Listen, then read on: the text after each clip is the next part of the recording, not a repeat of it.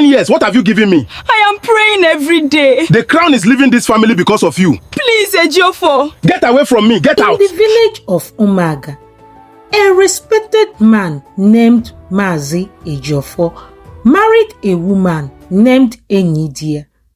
And in the beginning, life was beautiful. You know, every man in this village envies me. Is that so? Why? Because I have you. You are the best thing that ever happened to me. And you are mine. Always, always. They were happy, truly happy. But as the years went by, one thing was missing. Children, year after year passed, and Enyidiya's womb remained silent. 10 years of marriage, no child. Meanwhile, Ejiofor's younger brother Mazi Kenna and his wife Uremma had 4 sons and 2 daughters. Their side of the compound was always loud with children and laughter. And every time Enyidiya walked past, the pain hit her like a wave. She said nothing. She went home, knelt on her mat, and prayed. God, please, don't forget me. Just one child. The answer Please. did not come. Not yet. Uremma, Mazi Kenna's wife, had everything she wanted, and she made sure Enyidiya never forgot what she didn't have. One afternoon, women gathered around a pot of fresh food. It was time to share. Enyidiya walked forward quietly to collect her portion. And who exactly are you taking food for? You have nobody at home. Uremma, please. Please what? Name one person in your house apart from Enyidiya yourself. turned around and walked away. She did not eat that day. At the market, Uremma would pass her store and speak loudly to others nearby. 10 years as a wife, nothing to show. Dry as the harmattan. Nothing, no children. What is the point? Enyidiya packed her things and left early. She cried on the road home, wiping her face before entering the compound so no one would see. She cried in the farm. She cried at the Nkisi River. She was breaking, but she kept praying. Then came the news that made everything worse. The kingship of Umuaga was due to return to Ejiofor's lineage. As the firstborn, Mazi Ejiofor was the rightful heir. But tradition was clear. A king must have a son, and Ejiofor had none. As the coronation date got closer, the patient husband disappeared. A desperate, angry man took his place. 10 years, what have you given me? I am praying every day. The crown is leaving this family because of you. Please, Ejiofor. Get away from me, get out. Enyidiya went to her corner, pressed her face into her wrapper, and cried without making a sound. Uremma saw her moment.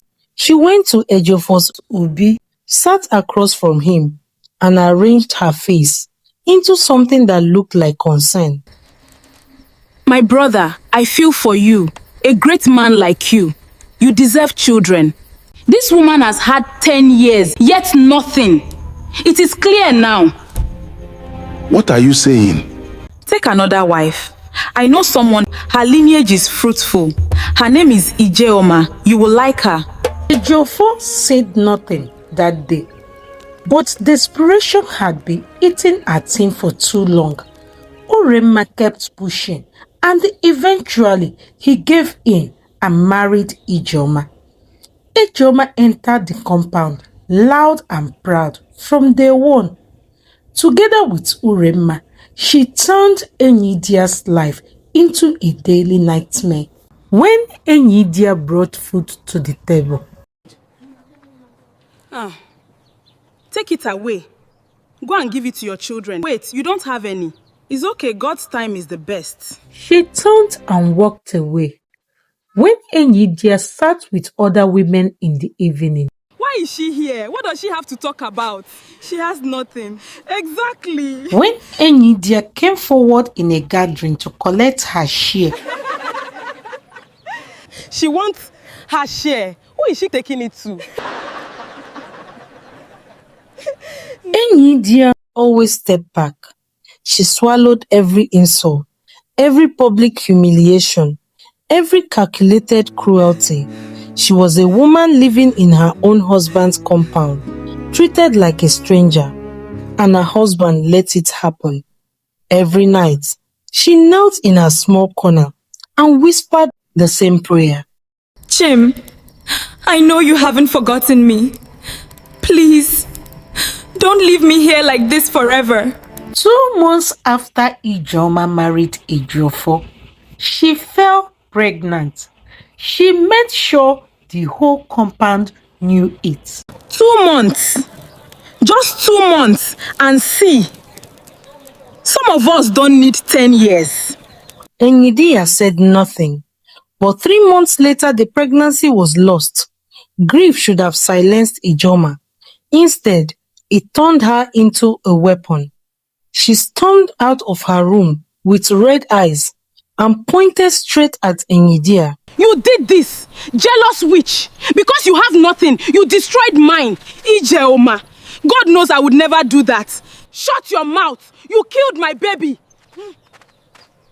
Move your things to the far end of the compound.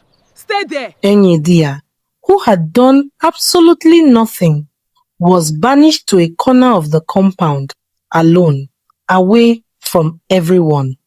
She sat, stared at the ground, then lay down on her mat and cried herself to sleep. After the miscarriage, Ijeoma tried everything to get pregnant again. 1 full year, nothing. The woman who had mocked Enyidiya for 10 years was now walking the same silent road. She couldn't laugh anymore.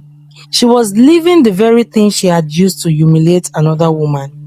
One dry afternoon, she walked alone to the Nkisi River, fell to her knees, and wept. River goddess, please hear me. I have nothing left. No pride. Just this prayer. Give me a child. Please. The river said nothing. She walked home empty. But that night she dreamed. A tall, luminous woman appeared wrapped in the colors of deep water. She looked at Ijeoma with eyes that knew everything. She did not speak. She simply smiled and placed 2 children in Ijeoma's arms. Ijeoma woke up trembling. 3 weeks later, she was pregnant. Throughout the pregnancy, Ijeoma tormented Enyidiya more than ever. She felt she had won. After 9 months, she gave birth to twins, a boy and a girl. The boy was named Obinaya, the girl Adaize. The celebration shook the village. A whole cow was slaughtered. Drums beat for 2 days. But what silenced the crowd, what made even the oldest elders stare, were the children themselves. These twins were not just beautiful. They had a glow that had no ordinary explanation. Eyes that caught light no one else could see. Some elders looked at each other and pressed their lips together. Some things, wisdom says, should not be examined too closely.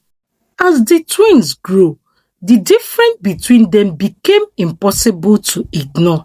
Adeze was everything good poured into one person.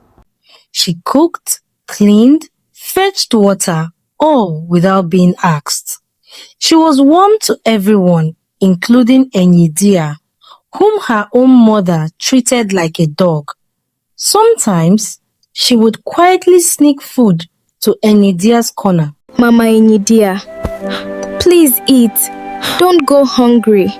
You have such a good heart, my child. When Adeze sang, people stopped mid-step to listen.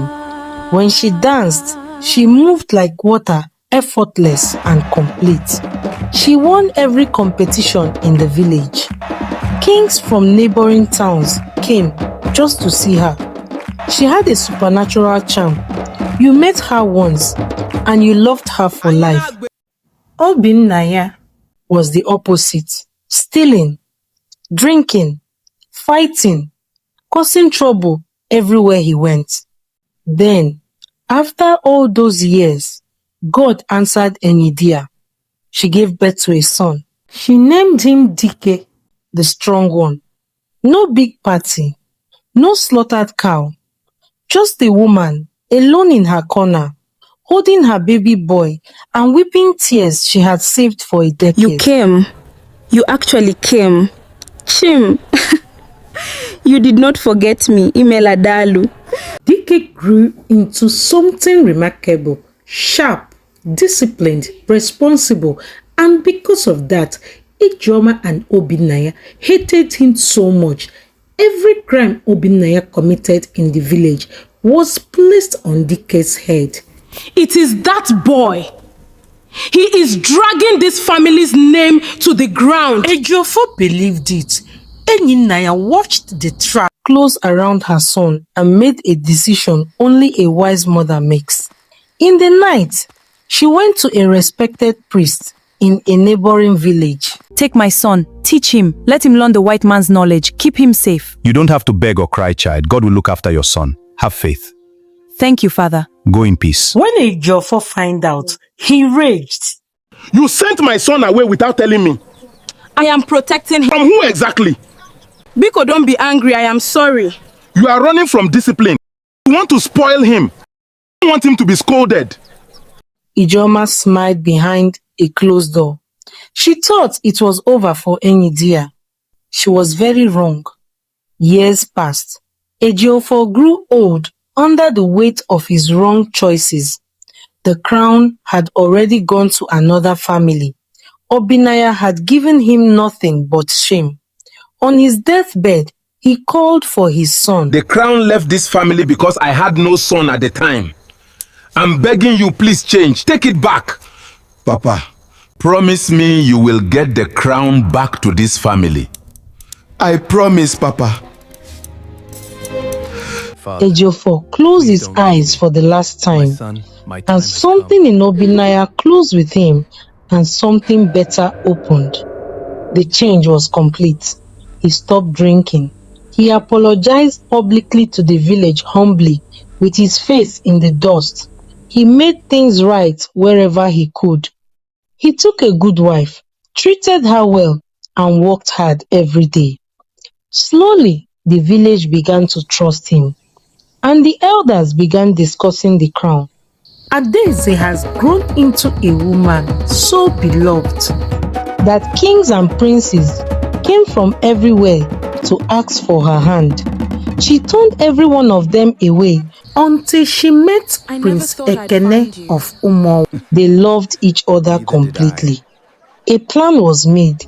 The day of Obinaya's coronation will be the same day as Adaeze's traditional wedding to Prince Ekene. One day, 2 celebrations. The whole village was counting down.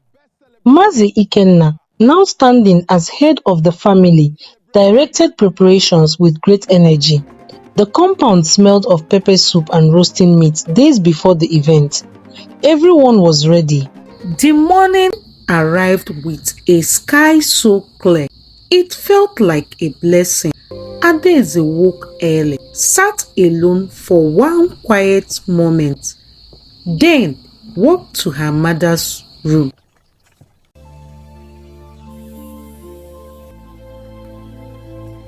Why are you here? Your friends are waiting. Go! I know, Mama. I just needed to see you first. See me? I'm not going anywhere. I know, Mama. Just for a moment. Mama, thank you. For my life. For caring for me. I love you. Adaeze, why are you talking like this? I just needed to say it. My child, you're worrying me. I just want you to know, whatever happens today, I am grateful for everything. You sound like someone going to the land of the dead, not her husband's house. Mother, I will miss you so much. And you, my child. I love you, Mother. Go with my blessing. Thank you. Ijoma held her daughter and told herself she was emotional because she was leaving home. That is all. She did not understand what her daughter was really saying. She did not know her daughter was saying goodbye. Adaeze slowly pulls back. She looks at her mother one last time, smiles, walks out. Ijoma watches her go, still smiling, still not understanding. Adaeze joined her friends under the great old ukwa tree in the backyard. They were singing, teasing her, arranging her beads, dressing her with loving hands. Then the ukwa tree shuddered. No wind, no warning. The tree simply shuddered and a heavy branch fell directly onto Adaeze. 1 second of silence. Then screaming. The singing stopped. The laughter died. The golden morning broke apart. Adaeze lay still. She was breathing, but she would not wake. No voice could reach her. No touch could rouse her. Mazi Ikenna immediately sent for the village medicine man. The man arrived, examined her, and rose gravely. Help us, please. What do we do? There is one herb that can save her. It grows in the forest beyond the next village. Without it, she will not survive the day. I'll go myself. Right now. He took his strongest men and moved faster than he'd ever moved in his life, driven by a twin's love and the cold fear that his sister was already slipping away. They found the herb. They turned back immediately. But in a dark stretch of forest, a fat viper coiled among the roots struck Obinaya's leg before anyone could shout a warning. His men carried him home, the herb still in his hand. He arrived barely breathing. By the time they laid him down, it was too late. And as Obinaya's last breath left him, as if she had felt it, Adaeze released one soft, quiet sound, and she went still. The twins had arrived together. They left the same way. Darkness came in the middle of the day. The wedding canopy stood empty. The coronation drum stood silent. The food grew cold, and the compound that had been full of music an hour before was now full of wailing. When they told Ijoma, she stood completely still. Then she ran, not walked. She ran out of the compound into the forest, screaming with a sound that scattered birds from the trees. She ran until her wrapper fell loose, until the words left her and only raw sound remained. Chimo, who did this to me? Who did I offend? What did I do? She fell to the ground and clawed at the earth. She cried until she fainted. And in the darkness, the tall woman appeared. The luminous one, the river-colored one, the one who had smiled and placed 2 children in her arms at the Nkisi River.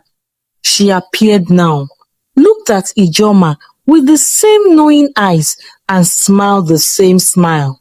Then she was gone. Ijoma woke alone on the cold forest floor. She lay still, and in that silence she understood. Gifts from the water returned to the water. She stood. She walked home without speaking to anyone. She locked herself in her room for weeks. Urema brought food. She ate almost nothing. Then, one morning, the door was open. Her mat was folded neatly. Ijeoma was gone. No word, no goodbye.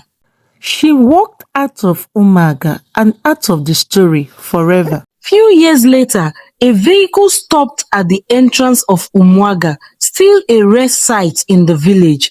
A man stepped out, well-dressed, calm, confident. His wife stepped out beside him.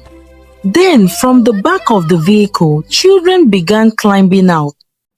1, 2, 3, 4, 5, 6, 7. 7 children, 5 boys and 2 girls. Jumping, running, looking around with wide, curious eyes. An elder squinted at the man's face. Is that Dike, Enyidiya's son? This life is deep. Who could have thought? The gods are wise. The news moved faster than feet. Enyidiya stepped out from her corner older now, grey at the temples, but still carrying that same quiet dignity. She looked at the man walking through her gate. Her son. Dike? Mama. You came back. I was always coming back, Mama. Always. Then the children arrived around them, 7 of them climbing on their grandmother, pulling her wrapper, laughing into her face. Enyidiya looked down at this child. Then the next.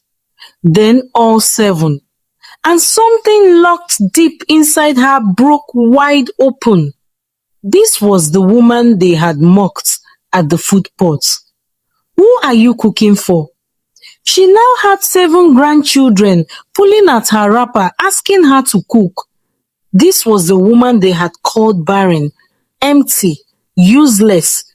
She sat down right there in the yard she could not stand. She just sat on the ground and wept from a joy her body could not contain. A grandchild climbed into her lap, another leaned against her arm. She wrapped both arms around them and laughed through her tears. Jim, you did not forget me. You were just preparing something so much bigger than I could see. The elders of Umuaga did not take long. Dike was the son of the rightful lineage. He was also the first educated man in the village. He could read and write. He understood the new laws pressing in from the outside world. He could speak for his people in rooms they had never entered before. He was exactly what the village needed at exactly the right time. Dike was crowned King of Umuaga, and Enyidiya, the woman, pushed to a corner and told she had no value, walked to her son's coronation in the colors of a queen mother. She sat in the seat of highest honor. She watched the crown rest on her son's head, and she smiled slowly, completely. The smile of a woman who had held on through every dark night and lived to see the morning. Before we go, hear this. There are 2 kinds of gifts in this life. The gift you run for in desperation. The one you beg the wrong source for when you're tired of waiting. It arrives fast and beautiful, but it has a hidden expiry date. And one day, without warning, it is taken back. And then there is the gift that comes after you have waited, after you have suffered, after you almost gave up but you didn't. That gift is permanent. Nobody can take it because it was built for you and sent at the exact right time. Ijoma ran to the river, and the river took back what it had lent. Enyidiya waited on God, and when God finally moved, He did not just give her a child, He gave her a king. He did not just give her a son. He filled her compound with grandchildren, the very thing they had mocked her for never having. He did not just restore her, He elevated her. So to whoever is watching, if you are in your waiting season right now, if people are overlooking you, mocking you, pushing you to the corner, hold on. Your delay is not your denial. When God's time comes, it comes with everything. God's time is the best. If this story moved you, like, share, and subscribe. Someone out there needs to hear this today.